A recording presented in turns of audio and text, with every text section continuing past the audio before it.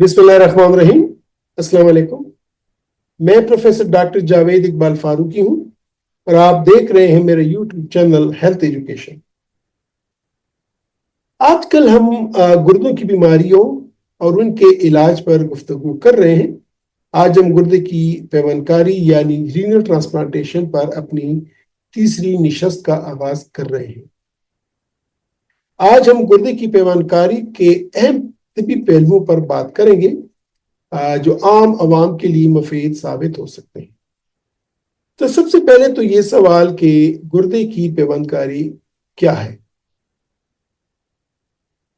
गुर्दे की पैवनकारी या रीनल ट्रांसप्लांटेशन एक सर्जरी का अमल है। इसमें एक सेहतमंद गुर्दा किसी अतिया दहिंदा यानी डोनर से लेकर किसी ऐसे मरीज में लगाया जाता है जो गुर्दे के आखिरी दर्जे की बीमारी यानी एंड स्टेज रीनल डिजीज में मुब्तला हो। तो एक शख्स से गुर्दा निकाल के दूसरे शख्स में लगाने को रीनल ट्रांसप्लांटेशन बोलते हैं। गुर्दे की पैवनकारी की कितनी अकसाम है? इसकी दो अकसाम है, लिविंग डोनर ट्रांसप्लांट और deceased donor transplant. Living donor transplant या जिंदा अतिया दहिंदा की पैवनकारी जिसमें गुर्दा किसी जिंदा अतिया दहिंदा से या डोनर से हासिल किया जाता है, और डिसीज्ड डोनर ट्रांसप्लांट या मुतवफ़ी अतिया दहिंदा की पैवनकारी जिसमें गुर्दा किसी फौत शुदा शख्स से हासिल किया जाता है। ये सवाल कि कौन से मरीज गुर्दे की पैवनकारी के लिए अहल होते हैं या वो कौन से मरीज होते हैं जिनको रीनल ट्रांसप्लांट की जरूरत होती है। तो एंड स्टेज रीनल डिजीज में मुब्तला मरीज वो मरीज जिनमें गुर्दे मुकम्मल तौर पे नाकारा हो जाते हैं एक क्रॉनिक डिजीज की वजह से, चाहे ब्लड प्रेशर है, शुगर है या पायलोनेफ्राइटिस है, कोई और वजह है।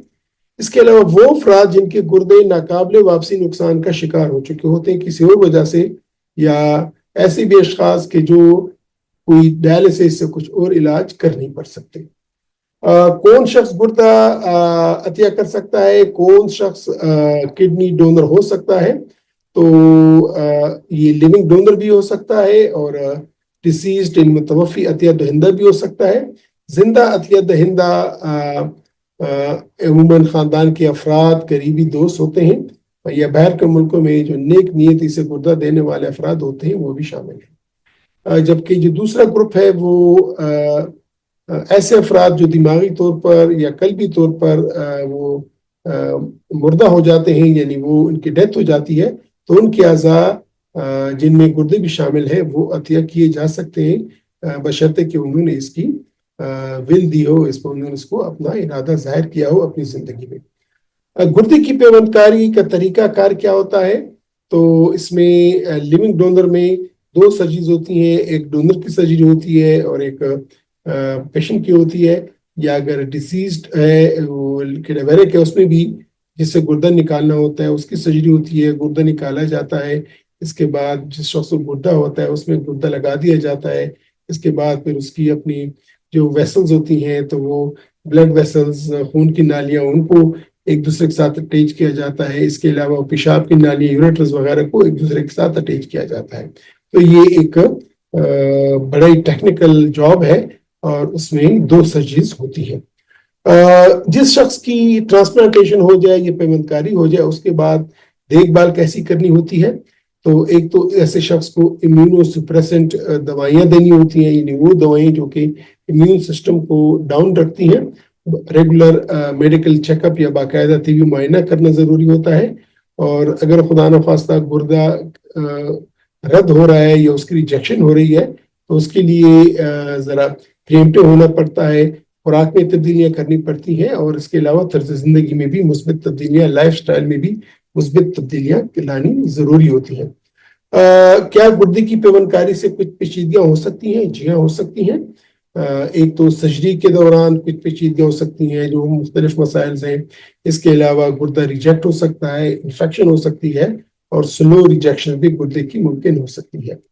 अमूमन लोग पूछते हैं कि जिनको ट्रांसप्लांट हो चुका होता है, जिनको ट्रांसप्लांट हो रहा होता है कि इम्यूनोसप्रेसेंट ड्रग्स कौन सी होती हैं। तो ये मुख्तलिफ किस्म की दवाइयाँ होती हैं जिसमें कार्टिकोस्टेरॉइड्स होती हैं, कैल्सिन्यूरिन इनहिबिटर्स, टैक्रोलिमिस, साइक्लोस्पोरिन, एज़ोथायोप्रिन, یہ مختلف دوائیاں ہیں، میکوفینولیٹ، موفیٹل یا سیرولیمس، یہ مختلف قسم کی دوائیاں ہیں.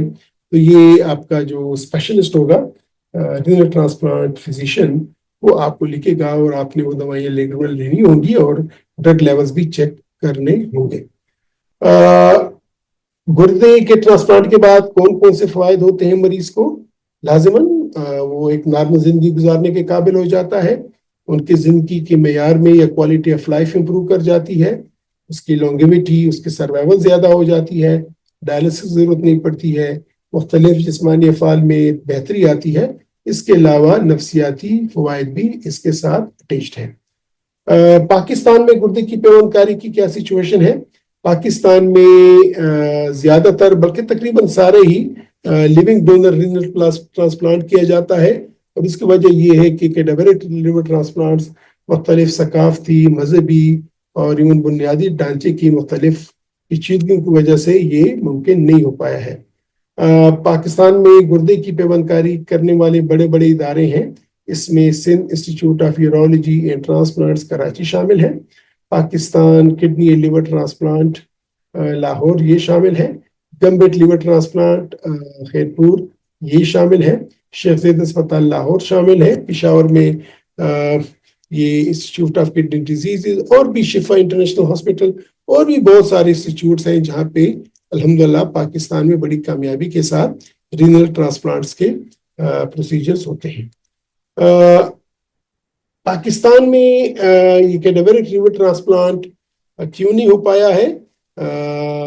اس کی مختلف وجوہات ہیں. عوام میں آگاہی کی کمی ہے، متوفی اعضات یا کرنے کا کم رجحان ہے، انفراسٹرکچر کی کمی ہے، اس کے علاوہ یہ ممکنہ غلط استعمال اور اخلاقی مسائل بھی اس سے ہو سکتے ہیں. اگر میں سمرائز کروں آج کی ویلاگ کو، تو زندہ عطیہ دہندہ گردے کی پیوند کاری پاکستان میں عام ہے. Living donor renal transplant, cadaveric renal transplant کا ابھی تک مناسب طور پر فعال نہیں ہو سکا ہے، اور گردے کی پیوند کاری مریض کو.